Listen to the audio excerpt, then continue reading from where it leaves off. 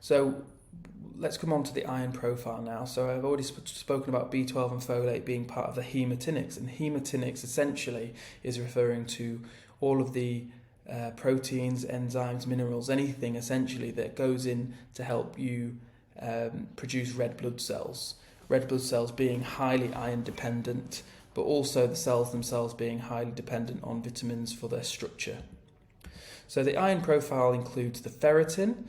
Now, ferritin is a protein that is known as an acute phase reactant, meaning that when you are suffering inflammation, infection, anything like that, the ferritin tends to go up, and that reason is because we're trying to hide the iron away from bacteria. Bacteria need iron, and so the body has evolved or adapted, so to speak, to house the iron and lock it up so that the bacteria can't get it, essentially as part of an immune function.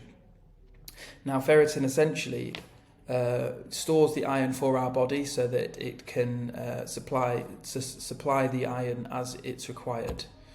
Transferrin is another protein that also binds iron and is responsible for transferring iron around the body. And total iron binding capacity is more of a metric. It refers to how much iron the body can bind at any given time. So the proteins transferrin and ferritin are both created by the liver.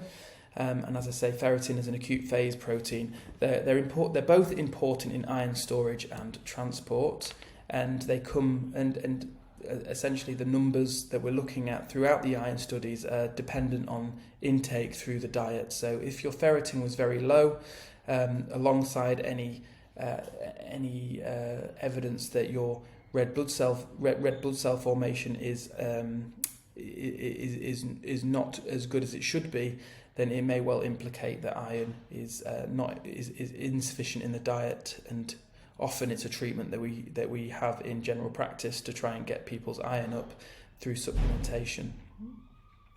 So iron stores are important for many processes throughout the body, but I've mainly concentrated on the red cell formation here because that's what will help us with our oxygen utilization, and is often implicated in tiredness, fatigue, and poor performance.